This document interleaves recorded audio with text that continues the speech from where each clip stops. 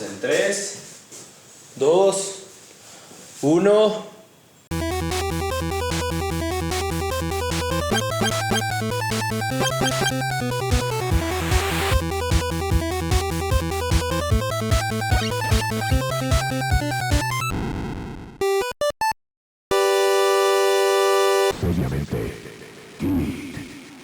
Bueno, de vuelta otra vez aquí en esta, ¿cómo se diría? En esta zona, en este lugar que es relajado, retártaro. Un día de esto les tengo que contar la historia del retártaro. Nítido, seriamente geek, estamos aquí otra vez después de un par de ciclos muy interesantes con Iván Marín y con Santiago Reyes. Estamos aquí con otro de ellos, digo, como él dice, pana, o sea, brother, hermano. Estamos con Felipe Arias Escobar, historiador. Maestría en México. Ustedes muy seguramente alguno lo habrá visto haciendo especiales para Señal Colombia, sobre todo la parte del Bicentenario. O sea, no estamos aquí con cualquiera, no, estamos aquí con un brother que desde hace tiempos, ¿no? Felipe, ¿desde hace cuánto nosotros hablamos? Más de 15 años. Desde la silla eléctrica. Desde ¿no? los tiempos del foro de la silla eléctrica, y creo que no nos juntábamos en YouTube desde hace un poquito más de 10 años. Cuando hacíamos el cuarto canal. Sí, señor. El cuarto canal. Cuando fuimos youtubers y no lo sabíamos. Uh-huh. Y renunciamos al youtubereo antes de que se convirtiera en una industria muy próspera. Sí, ese es todo tiene un timing, ¿no? Como dicen por ahí. Nosotros hubiéramos seguido con eso unos 3, 4 añitos. Bueno, por aquí estamos. Seríamos senadores de la República, tal vez. Sí, seríamos con 2 palabras grandes, una J, una P, vainas así, ¿no? Alguna vaina así por el estilo. Una cosa así. Entonces, bueno, ¿por qué está aquí Felipe en Seriamente Geek? Porque es que con él también nosotros hablamos mucho acerca de este tema de la cultura popular. De hecho, los que tuvieron la fortuna de ver el cuarto canal vieron que nosotros combinamos, o nos encantaba hacer un sancocho de eso, ¿no? Lo coyuntural o la coyuntura nacional. Nosotros metíamos memes.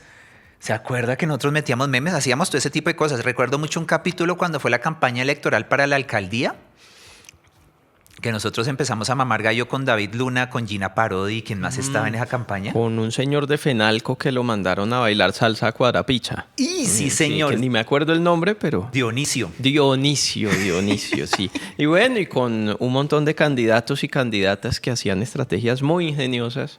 Eso fue las elecciones de 2011, fue esa maravilla. Imagínate, eso fue hace 12 años, mal contados, cuando teníamos la Casa Cultural de Astarte. Es que, señores, si ustedes supieran, un día estos podríamos dedicarnos a contar. Ahí yo creo que poquito a poco irán saliendo en estos ciclos. Bueno, entonces, cuéntame, Felipe, la maestría, ¿cuál era? Bueno, los posgrados en historia suelen enfatizar en investigación. Si bien hay algunos posgrados que son pensados para gente que tiene su título de pregrado de otras áreas y se enfatizan en procesos históricos, pero en general lo que buscan muchas veces maestrías y doctorados en historia es fortalecer estrategias de investigación para la producción de conocimiento histórico. Entonces, trabajo de archivo, teoría de la historia, metodologías de investigación, suele ser como el énfasis.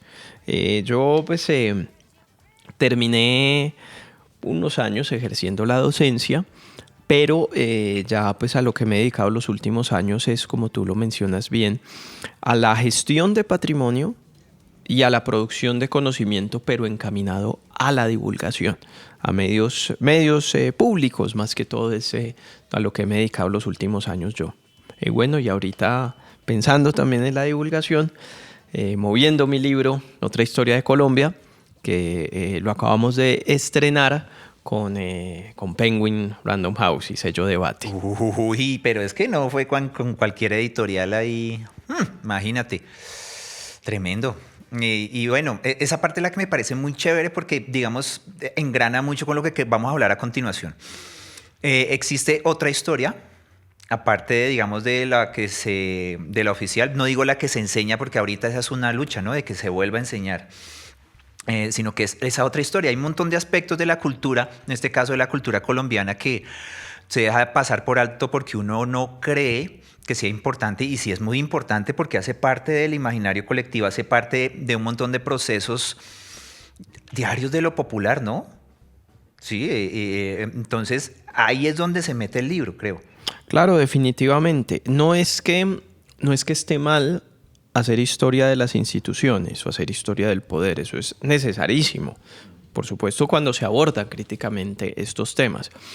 Pero esas son historias que también deben complementarse con narraciones históricas que pasan por la cotidianidad de, llámese el ciudadano, o llámese el lector, digamos, o el espectador, en el caso de cualquier abordaje o de cualquier formato en el que estemos abordando el conocimiento histórico. Entonces, la importancia de también contar que ese pasado, ese acontecer de nuestras sociedades es algo que pasa por el frente de nuestras casas, en nombres de nuestros barrios, Claro. en las regiones de donde somos, en la comida que nos estamos llevando a la boca. Ahí también radica la historia, y es un poco también la apuesta que yo he querido desarrollar en mi libro. No es que yo me esté inventando nada, porque eso es parte de esfuerzos muy grandes que ha hecho la investigación histórica, sobre todo las últimas generaciones, por diversificar esos procesos de producción de conocimiento.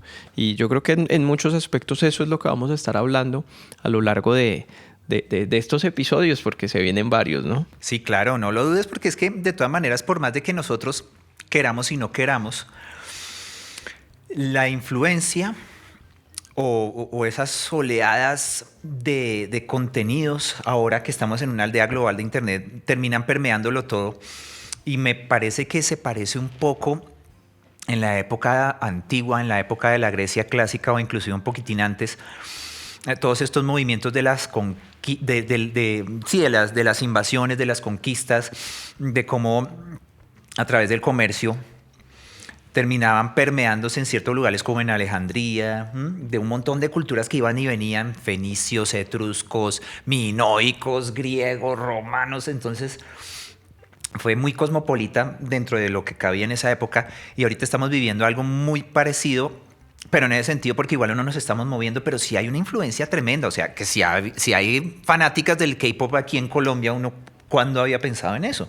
Entonces son cosas que pasan por lo cotidiano, como tú dices, y son cosas que terminan volviéndose parte de la historia. O sea, nosotros podríamos hablar de, mira, por ejemplo, lo geek, cómic, por ejemplo. Podríamos hablar, por ejemplo, de Ernesto Franco, caricaturista que desde los 60 hizo a Copetín.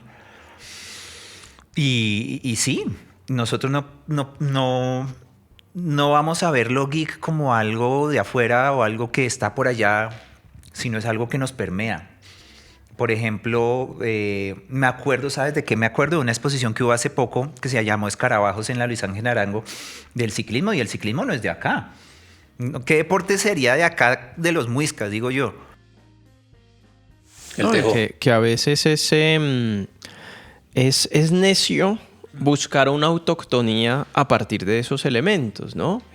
Las culturas permanentemente se están nutriendo de influencias y están influyendo también a otras. Entonces, a veces caemos en esa obsesión de darle como pasaporte de nacionalidad a una serie de expresiones culturales que son colombianas, son locales, son nuestras desde lo que entendamos como nuestro, porque nos hemos apropiado de ellas. Uh-huh. Sí, los japoneses no se inventaron el cómic. Correcto. Ni los norteamericanos, ni los blancos norteamericanos inventaron el blues o el jazz. Correcto, ni el cine tampoco. Sí, muchísimo menos. Los británicos también con esa influencia, digamos, de la música estadounidense. Pero hay procesos en los que eso que se adquiere se potencia, y como dices muy bien tú, no es algo que se haya inventado la modernidad. Las sociedades de la antigüedad, en nuestro caso, las culturas prehispánicas, digamos, toda la circulación de conocimiento que se dio no solo en la antigüedad, sino dentro de lo que el Mediterráneo de Europa se conoce como la Edad Media. Son procesos de difusión, de intercambio, a veces intensos, a veces no, pero pues lo que nos interesa ver aquí es cómo se construyen formas de ser en el mundo, formas de entendernos nosotros mismos y de satisfacer nuestras necesidades, no a partir de una obsesión de esto me pertenece, esto no, sino de lo que yo puedo recibir y está bien recibirlo. Claro, esto es como, es por ejemplo, ponte a pensar, por ejemplo, todo lo que la gastronomía colombiana, cuánta influencia española no tiene. Empezando que la base sí era el maíz, pero por ejemplo unas génovas, yo no sé si la gente sepa o no se acuerda, pero las génovas, eso es una cosa importada de España, por ejemplo. Pero bueno, hay una cosa que sí, entrando ya en el tema, querido Felipe, que es bien interesante, es que a mí me impactó muchísimo cuando lo vi por primera vez y no lo entendí realmente. Fue en aquel capítulo, porque en el ciclo pasado con Santiago estuvimos hablando de Los Simpson. Hay un capítulo de Jeremías Springfield que yo no me acuerdo cómo se llama. Yo creo que Andrés, al que también le damos la bienvenida. ¿Lisa la iconoclasta? Y Lisa la iconoclasta, sí. Bueno, me confirma, hermano, ahí como para que pueda meter la cucharada, pero no, yo le creo a su merced su mnemotecnia. Lisa la iconoclasta es un capítulo tremendo porque sí, efectivamente, si hacemos un ejercicio muy de investigación, resulta que Jeremías Springfield era un pirata de lo peor. No mucho mejor que su primo, Shelbyville, pero Lisa al final del episodio llega a la conclusión de que no vale la pena, en honor a la verdad, destruir el mito de Jeremías Springfield. ¿Sí es ese, Andrés? Exactamente. El hechicero con sus poderes, sus grandes poderes.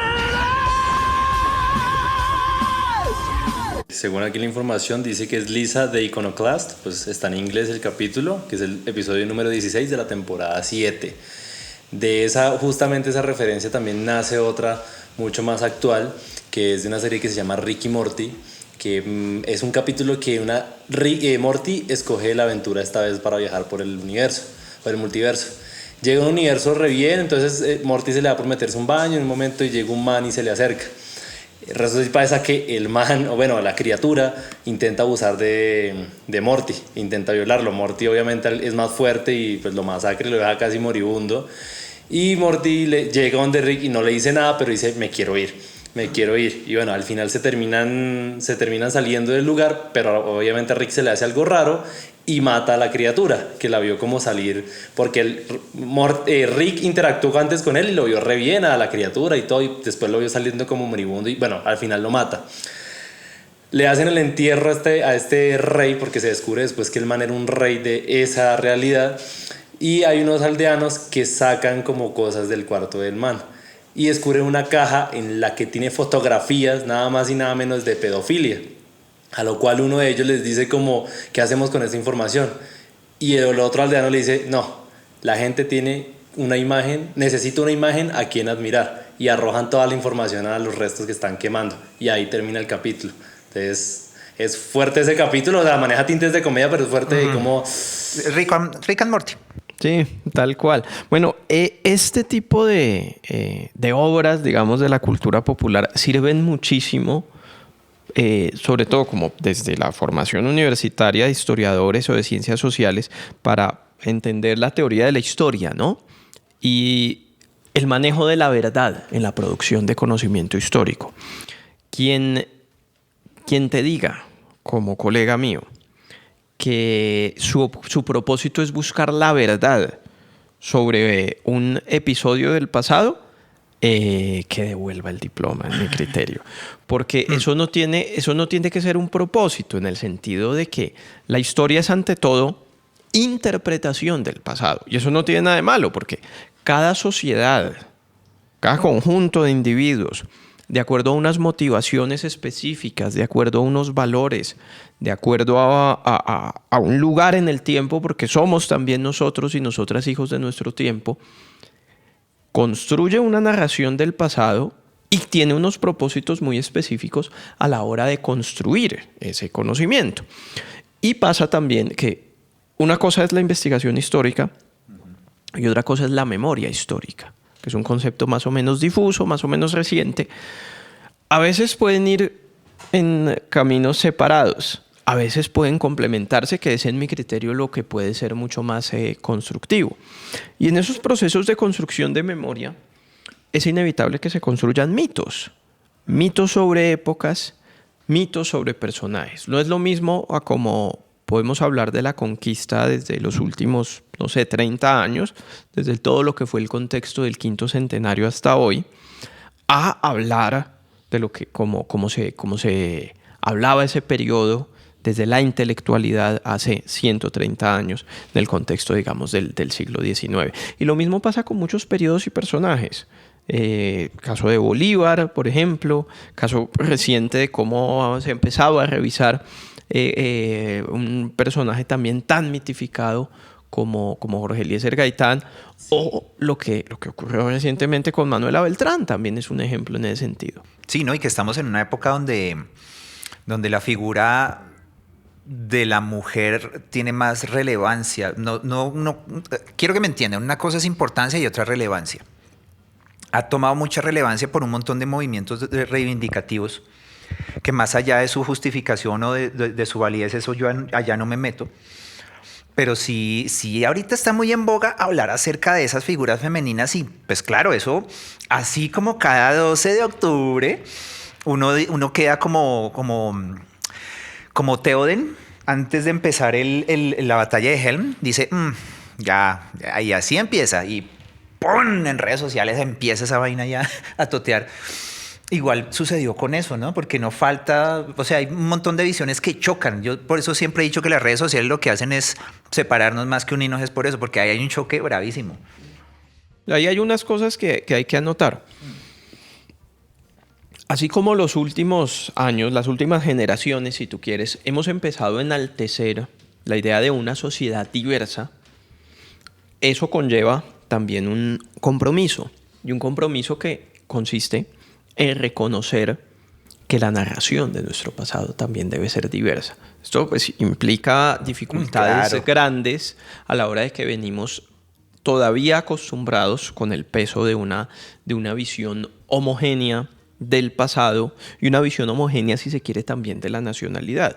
No es que la historia siempre se enseñe así o siempre se investigue así, pero sí fue durante mucho tiempo y durante por lo menos hasta los años 70, 80 en el caso del ámbito escolar, o hasta los años 50, 60 en el caso de la investigación universitaria, la idea de que hay una historia, una narración de la historia funcional a la construcción de un Estado-nación, y un Estado-nación que tenía unas particularidades, ¿no? Que fue construido por parte de unas élites de mediados del siglo XIX, la segunda mitad del siglo XIX, que miraba hacia el centro andino, hacia unas élites patriarcales, para usar una terminología contemporánea, que tiene una mirada y una referencia casi obsesiva también con la cultura de Europa occidental, y buena parte de la construcción de la nacionalidad se ha dado en esos términos. De ahí va, por ejemplo, la construcción de ese relato heroico de la independencia. Y al mismo tiempo surgieron también otros procesos que tienen que ver con una narración histórica ligada a veces no, a esos procesos, pero que buscaba reivindicar la identidad de sus regiones. Esto hizo que durante, por lo menos desde finales del siglo XIX, se empezara a resaltar el papel de una serie de personajes y de episodios de todo lo que son las juntas de gobierno, que no solo está el Florero de Llorente, sino están los que se levantan en Cartagena, en Pamplona, Cúcuta, en también. Socorro, exacto, en Santa Fe de Antioquia, en Cali, y ahí se han empezado a visibilizar algunos personajes. No es que la visibilización de la mujer sea reciente, porque en muchos de esta construcción de personajes era importante reivindicar el papel de las mujeres, y sobre todo por una constatación. Es que a veces miramos también la historia como una progresión lineal. Exacto. Y resulta que a finales de la colonia y en el contexto de la independencia hay una participación muy activa de las mujeres en la vida pública. Agitan los alzamientos populares, participan como auxiliares o a veces incluso como combatientes durante la guerra de independencia y luego desaparecen. Y no volvemos a ver una participación, digamos, de la mujer como lo fue en la independencia, digamos, en la vida intelectual, por ahí hasta Soledad Acosta. En lo militar hasta la Guerra de los 1000 días, casi un siglo después. Okay. Y en lo político hasta María Cano, 1920. O sea, es como diciendo, nos ayudaron en la independencia, muchas gracias, devuélvanse a donde... ¿Algo así? Y seguramente sí las hubo.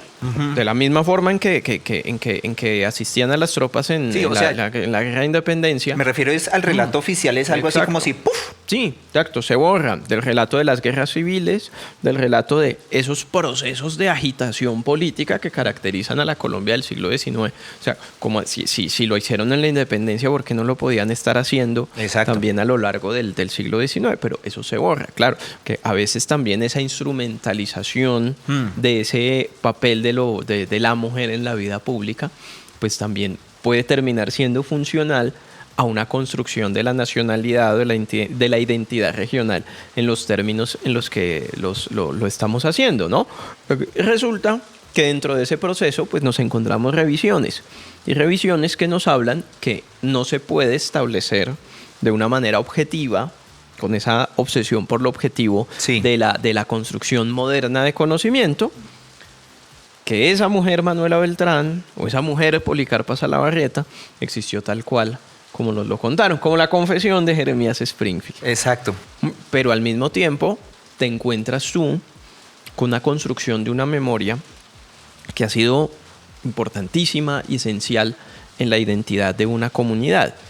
¿Con qué cara entras tú como lo hacía un historiador muy destacado en medios, a ridiculizar en los términos en los que hacía? Me gustaba más la postura de la profesora Judith González Erazo, que también ha investigado el tema. Ella hace una conclusión como la que hizo Lisa Simpson, en el sentido, Mira tú. Sí, en el sentido de que yo no encuentro evidencias documentales de la existencia de Manuela Beltrán. Y a mí no me importa. No me importa porque mi propósito no es ese. Mi propósito es investigar cómo ese nombre ha existido. O sea, Manuela Beltrán no existió, no sé. Pero lo que sí puedo constatar es que existe en una construcción de una conciencia colectiva, que es lo que me interesa a mí estudiar. Pues no llegar ahí en radio con los taches adelante a decir es que ustedes son a tratar a la gente como ingenua, como torpe, porque ha construido un relato sobre sí mismos basados en un personaje. Sí, no, vaya y haga eso usted en medio de medio de una fiesta patronal. Y va y patea la mesa y dice, no, pues es que ustedes no saben, yo estudié ahí en la capital, yo tengo esto y esto, y eso que ustedes hacen cada año, este festival, este carnaval, eso no existe. Imagínense, yo creo que no sale vivo. Y es algo que a veces la gente no entiende, en el sentido de que cuando empezó todo el tema del derribo de las estatuas durante el paro nacional, es cierto. Entonces aparecieron algunas comunidades para las que los símbolos de la independencia les resultaban incómodos. Pero de la misma forma aparecieron otras posturas es que no es que... Entonces la gente se empezaba a preguntar, tumbaron a Santander en Popayán. Y me escribían, pero ¿cómo así? ¿Qué pasa con Santander en Popayán? Ahí lo rechazan, ¿les hizo algo? ¿No? Puede ser un acto vano de vandalismo que tiene seguramente sí tiene unas causas dentro de la protesta social, lo que tú quieras. Otra cosa, digamos, lo que pueden ser los símbolos de la independencia en Pasto y que ayudaron mucho a que la gente conociera, digamos, esas miradas dentro de la historia local que nos hablan finalmente de lo diversa también que es la historia de la independencia, de cómo en algunos lados se puede abordar positivamente y en otros lados negativamente. ¿Cómo se tradujo también? Entonces pasa otro episodio de unos muchachos, estudiantes universitarios, que se van en caravana al puente de Boyacá.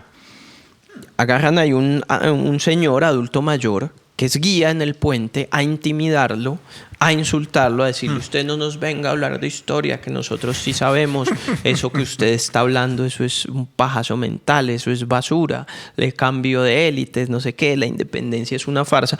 Y aquí entonces estamos con una construcción contraria. Sí, es importante reconocer que hay un proceso de construcción de memoria histórica en el pueblo nariñense. Sí. Pues en el pueblo boyacense la independencia tiene un peso muy importante también dentro de su construcción de identidad local. Entonces vas tú a las veredas de todos esos pueblitos de la Ruta Libertadora, las maestras de escuela le cuentan a los niños una historia con una riqueza anecdótica tremenda, donde hay unos personajes asociados a la historia local, que son entonces la niña que juntó al pueblo para vestir a los soldados porque no tenían ni ropa que ponerse o para alimentarlos. De aquí, de esta vereda o de esta finca, vino una señora que regaló caballos a la caballería y todo eso. Yo me acuerdo de eso, sí. ¿Con qué cara tú vas y le dices a esa maestra lo que usted dice es basura, no tiene ningún valor, eso es... Entonces, eso también tenemos que reflexionar. O sea, ¿con qué cara tú llegas? Y nos habla también de procesos impositivos de la memoria. Sí. Porque puedes volverte tu vocero de un pueblo oprimido, de un pueblo que estaba berraco contra las arbitrariedades del Estado y todo lo que tú quieres. Sí, es cierto. Pero en un contexto como este, tú estás actuando como el opresor. Tú estás viniendo desde la capital. Imponiendo. Desde una élite intelectual, porque finalmente te estás situando en ese lugar a imponerle a una comunidad campesina cómo ellos deben narrar su propio pasado. Imagínese. De por sí, ahora que lo mencionan, hay una historia que me parece muy interesante. Puedo estar dando datos erróneos porque pues el viaje fue hace un tiempito atrás, y es sobre si no estoy mal, es en Bucaramanga, que es una virgen, no recuerdo su nombre, creo que es una virgen que pasa como en Girón. Entonces no sé si es en Girón, pero sé que es un Bucaramanga, es una virgen que le falta un seno. Entonces, dicha virgen, cuando nosotros hicimos con la familia un tour y nos estaban explicando esa historia, el historiador, pues él dice que no se hace llamar mucho historiador porque él solo se encarga de replicar la historia que se ha conservado en la tierra. Entonces, algo que me llamó muy interesante es que cuando él cuenta la historia de esta virgen que le falta un seno, cada vez que va avanzando el recorrido, la historia va cambiando. Y él dice: ¿por qué voy cambiando la historia de esta virgen y cómo nació y qué representa para el pueblo bumangués, perdón. Has volvido a mis tiempos.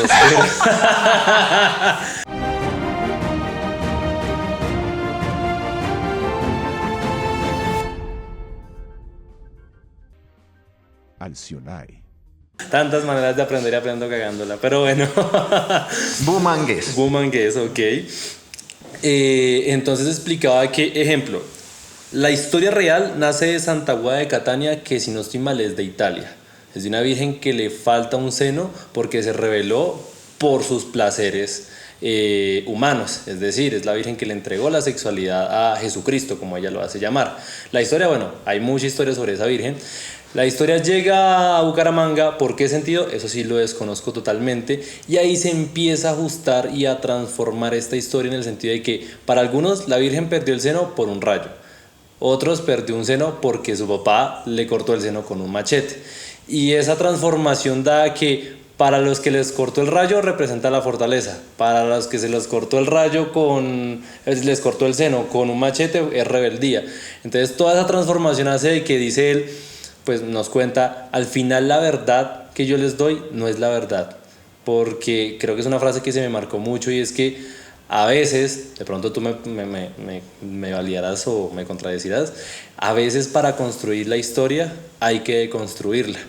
Entonces al final la historia nace de otras historias que se van uniendo y ya convergen en una historia final, que al final esta historia no va a ser la final, porque en un futuro, cuando ya no estemos nosotros, va a haber otro historiador que lo cuente y la va a contar totalmente distinta. Y eso es buenísimo, porque la historia tiene también una historicidad, en el sentido de que es un relato cambiante en el tiempo. Si no, yo no habría escrito ni ese libro, ni nos dedicaríamos a hacer investigación, porque ya todo estaría dicho en el libro de Nauvia Rula que salió en 1912, y ya nos dedicaríamos simplemente así como los cronistas en la antigüedad, que Los igual eso escribas, tenía sí. una carga así, el escribano que está poniendo como y eso tiene también un componente subjetivo, porque tú seleccionas qué poner ahí y qué no. Entonces lo vemos desde los emperadores romanos, ¿no? Entonces Nerón o Calígula tienen la fama que tienen porque la biografía, su biógrafo más célebre, que era Suetonio, pertenecía a otro partido, digamos, entre comillas, dentro del patriciado romano. No es que no fueran así, seguramente lo fueron, pero no eran diferentes tal vez a los emperadores que sí reivindica Suetonio. Porque Ahí yo quiero... Nerón y Calígula eran eran más dados a seducir al populacho. Mientras que otros emperadores, un Tiberio, un Augusto, bueno, Augusto era más ecuánime en ese sentido, pero, un Claudio, digamos, eran más enfocados hacia el patriciado. Claro. Y ahí tengo que agregar que ahí les digo que lo que tú estás diciendo lo refleja muy bien Tinto Brass en una película de Penthouse. Y que se basa tal cual en él. Y yo, Claudio, también tiene esa inspiración en los 12 Césares de Suetonio. Sí, eso lo de la pareja y lo del anillo y todo esto que vuelve a salir en 50 sombras de Grey, eso parece que sale, sí. Bueno, entonces tenemos todo esto es como un río, ¿no? Que tiene afluentes y que se divide la historia, una cosa así, porque es que no sucede siempre en el mismo lado. Todo el tiempo están pasando un montón de cosas que merecen esta visión, conocerlo.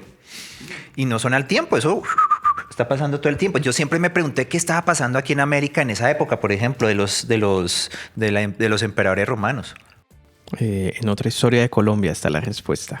Vea, apenas, sí. Ahí hay una cosa también que tenemos que anotar, y en el sentido de que sí, es importante replantear los relatos tradicionales. Cuando hablamos de diversidad, no es que el relato tradicional lo dejamos quietico, no, por supuesto que no.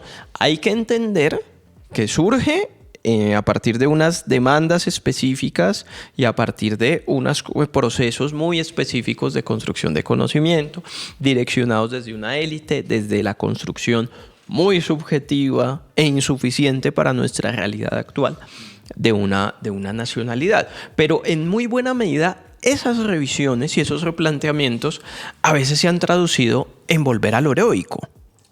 Entonces, no está bien que sigamos con esa imagen de infalibilidad de mitos, como haz de cuenta un Bolívar o haz de cuenta un Jorge Eliezer Gaitán, pero entonces a veces caemos en la demonización del personaje o en la sustitución por otro personaje igualmente mítico, finalmente. Y de eso tampoco se trata. Entonces, Bolívar malo, Agualongo bueno, como por poner el caso. O ahora se puso de moda, entonces Gaitán nazi y Gaitán malo. Y de eso tampoco se trata, sino de entender estos personajes en su dimensión humana, en su dimensión política y en su complejidad, porque si se construyeron estos mitos es porque son personajes que en vida fueron sumamente complejos. Y tampoco creyamos que nos estamos inventando la rueda, ¿no? Sí, no. O el agua tibia. La condena a Bolívar es tan vieja como el culto bolivariano. O sea, se le condena en vida, seguramente no es una postura mayoritaria, pero desde muy temprano, en el siglo XIX, hay tabúes alrededor de la figura de Bolívar. En el siglo XX también los va a haber, y en la época contemporánea pues se ha permitido mucho más esa revisión. De la misma forma como pues sigue persistiendo el mito, ¿no? Pues se le hizo una telenovela. Imagínate, que fue además exitosísima. Y es que es eso, ¿no? Y yo quisiera traspolarlo un poquito a la cultura geek y a lo de ahorita, como para concluir un poco, y es, mira que sucede lo mismo si lo vemos desde lo que hizo Amazon con El Señor de los Anillos. Porque existe la visión que tenía Tolkien la que tenía Peter Jackson, que por más de que él decía que no iba a tocar la obra de Tolkien, de todas maneras lo hizo. Y está esta gente de Amazon que acogió a Galadriel y ¡pum! Le dio completamente la vuelta. Ahora resulta que hay enanos negros, que las enanas no tienen barba, ni un montón de gente, pues a mí la verdad ni me fue ni me vino que hubiera cambios en la piel de los enanos. Bien podrían broncearse al lado del volcán, o puedo encontrar cualquier explicación. Un mago lo hizo, como dijo Lucy Lawless en Los Simpsons. Pero a mí, de verdad, lo que sí me tocó es que no tuvieran barba, las enanas. A mí me hubiera gustado ver estas barbas de las enanas así bien, pero pasa lo mismo. O sea, estoy viendo que también es una mítica construida desde lo que Tolkien escribió. Ya lo tienen como referente, pues, y mira cómo esta serie la quiere reinterpretar, que por ahí está el chisme de que fueron mormones los que hicieron la serie. Y eso fue la explosión total, y no existe una ecuanimidad dentro de, digamos, cojamos Galadriel. No hay una Galadriel humana, ¿no? O tiene que ser esta Inmaculada que logró resistir a la tentación del anillo y que usaba la luz de Elendil en el Hobbit, así, no, esa era la Galadriel santa, ¿no? La virgen, Y tenemos el otro extremo de esta Galadriel guerrera que nadie la detiene, que es una necia, que mejor dicho, que es lo que ella diga y punto. No existe ese equilibrio, ¿no? Ahí es donde está la importancia de eso, ¿no? Y la importancia de la representación. En muchos aspectos, el relato histórico es también una representación. No lo entendemos como ficción, porque pues no lo es, por supuesto que no. Pero es una representación, y es una representación necesaria, porque necesitamos también construir imágenes escritas, ilustradas, escenificadas de ese pasado. Si tuviéramos, si estuviéramos obsesionados con condiciones específicas de representar ese pasado, pues no podríamos hacer nada. Porque a veces uno tiene que ponerse, digamos, como investigador, o como historiador, digamos, proveniente de la academia, uno tiene que negociar. Es como yo nunca lo he hecho, pero yo me imagino también el trabajo del que es asesor histórico de una obra de ficción, o de ficción histórica, o de lo que sea. Pero es que las calles en la Independencia no estaban empedradas, supongamos. Sí. Tengo a Villa de Leyva, ¿qué hago entonces? ¿Levanto las piedras? Y claro, termina siendo un relato casi que estático de ese pasado, porque Independencia a principios del siglo XIX es idéntica a la ciudad, a la de las Hinojosas, finales del siglo XVI. Sí. Pero ¿qué haces? ¿Qué hacemos? Tumbas las casas y las haces como el historiador te lo sugiere, y de ahí que sea importante también que deberían, ojalá, muchísimas más obras de ficción, ¿no? Y nos hace mucha falta. Por ejemplo, en el caso colombiano, buenísimo poder hacer algo sobre la conquista. Uy, sí. Que cómo se vestían los caciques muiscas, o cómo se vestía Jiménez de Quesada. Posiblemente no lo vamos a saber y no lo vamos a representar de una manera objetiva, pero la gente también necesita una imagen de ese pasado. Sí. Y eso es algo que nos falta mucho. Y de ahí que, por ejemplo, tengamos más una imagen del Antiguo Egipto que de las sociedades prehispánicas. Eso es una cosa loca. Y es que el Antiguo Egipto era así, Eddie Murphy de Faraón con Sí. Michael Jackson, no, pero es una imagen que tenemos de Egipto, finalmente. Sí.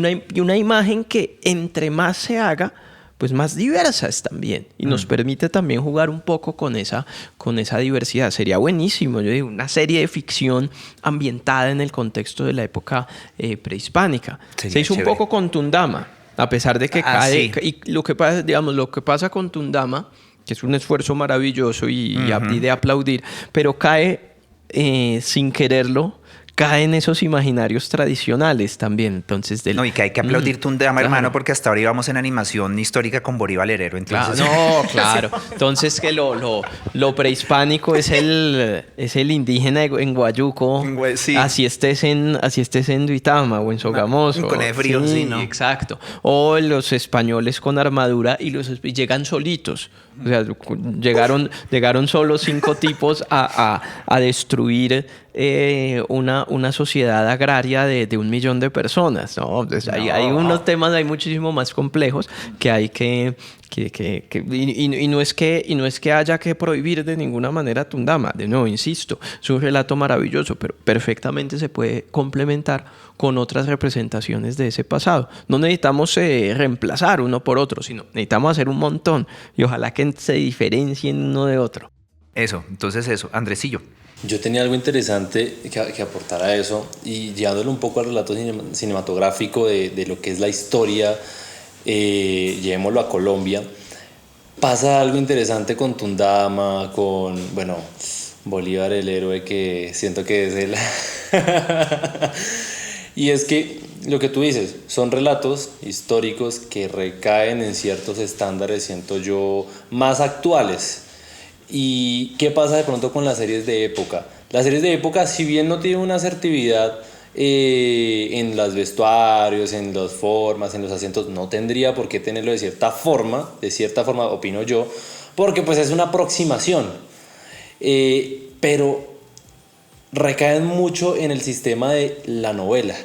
Entonces la novela maneja otros formatos distintos a lo que puede hacer una serie cinematográfica. Ejemplo, digo yo, un universo, digo compartido, y no uso universo compartido como Marvel o DC, pero un universo histórico compartido en Colombia tan grande que existe, pero que siento que el miedo radica en que es muy cruel. Vámonos a un contexto, yo que soy del Huila, La Gaitana. La Gaitana tiene una de las historias más fuertes creo que es La Gaitana, sí, con la historia del hijo, de cómo del cacique, creo que es Pitalito, me equivoco, tienen toda esta guerra con los españoles y una escena que en una serie cinematográfica se diría tan épicamente cruel, pero a la vez que uno dice, es cuando la Gaitana mata a este español que mató a su hijo, le saca los ojos, se la enrolla por la boca y todo, y pasea el cadáver del español por el pueblo. Que así está en la estatua de Arenas Betancur, la Gaitana. Exactamente, entonces siento que ese universo sería genial. No se hace, y al no indagarse en esa historia, vamos a lo que hablábamos en un inicio. Se transforma, que no está mal, pero también se transforma a ¿qué? Siento yo, y tú lo mencionabas, se transforma un bien de quien la cuenta. Entonces siempre quien la va a contar, mejor dicho, voy a esa vieja frase que dice que uno siempre es el malo dependiendo de quién cuenta la historia. Entonces es eso. No es que vaya a decir que al futuro vayan a decir, no, la Gaitana era blanca rubia, pero pues van a cambiar ciertos hechos históricos que, si bien para sistemas políticos, para sistemas sociales, para sistemas morales, pues se pueden ir perdiendo mucho en esa, como lo decías tú, como en esa identidad que día a día se va perdiendo. Claro. Cierro con un dato, qué pena, a ver. Que lo toco muy chistoso, que una vez un amigo que pues, vive en Estados Unidos le ofendió, le da risa, perdón, que porque la gente a veces se ofende mucho, y es cuando se habla del hot dog norteamericano, que todos se dan flores con el hot dog norteamericano, los estadounidenses. Y los que son así de pura, esos estadounidenses de pura cepa, se ofenden cuando les dice que el hot dog no es norteamericano. Y muchos dicen, pero ¿cómo si el hot dog es algo tan cultural? Y por resulta y pasa que el hot dog nace de una alemana que fue a vender perros calientes allá.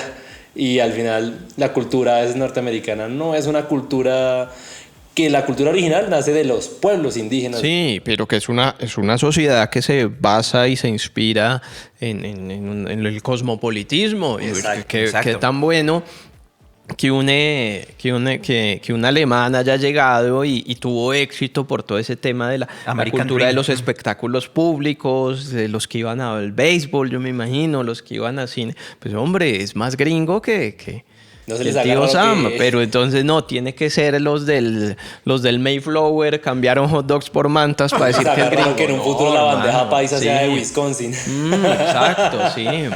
Lo que tú mencionabas también, digamos, de esas representaciones audiovisuales, de a veces cómo hay que depender o negociar con ciertos esquemas, digamos, masivos del formato. Una cosa, veía yo hace poco El Chivo, que es una serie de Telemundo sobre Rafael Leónidas Trujillo, un personaje sumamente complejo. Venga, eso es basado en la fiesta del Chivo. La de Vargas Llosa, corrupto, autoritario, cruel, que se represente, se trata de representar, pero que son historias, digamos, de la dictadura de Trujillo, que van en paralelo con historias de los personajes que son esquemas típicos de las telenovelas de Miami. Entonces tiene ahí un poquito ese raye a la hora de ver esta representación.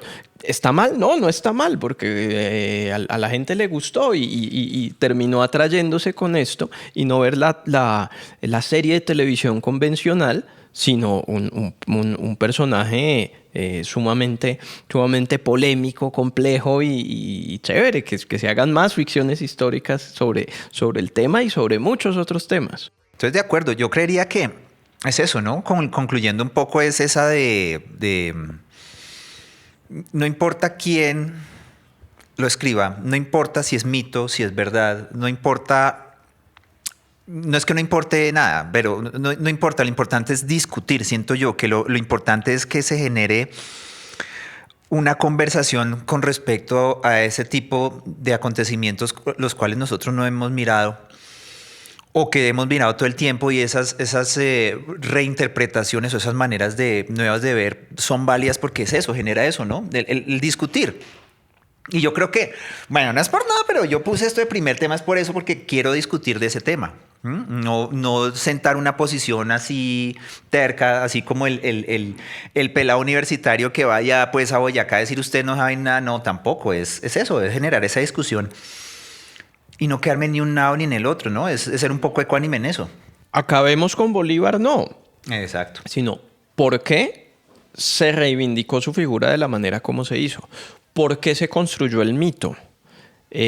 ¿Por qué se convirtió, porque es una cosa absolutamente reciente, su culto como un patrimonio de sectores de izquierda? Ajá, cuando Petro pide en su posesión la espada de Bolívar, uno no está pensando en el señor de la independencia, uno está pensando es en el M-19. O sea, ya es algo que pierde, ya es otro mito. Exacto. Ya es algo que pierde completamente su significado. O sea, ya no es el objeto que ni sabemos si era de él. Si era de él, y sí. Ni sabemos si la parece que ni siquiera era una espada ceremonial. O sea, ni siquiera es la espada con la que Bolívar combatió, porque pues ni siquiera los generales combaten. Mejor sí, dicho. bueno, a no ser que ya estén en una retirada y ya sus tropas estén completamente aniquiladas. Ahí es cuando sí se tiene que desenvainar la espada, pero ya es algo, entonces, que lo asociamos es a otro pasado que se apropió del símbolo por las razones que hayan sido, pero claro, quien no ha vivido o conocido todo ese peso que tiene la historia del M-19 en la vida política del país, pues se confunde. Y estaba la derecha española ahí sentada, ¿no? Quejando de que eso era un gesto para provocar al rey.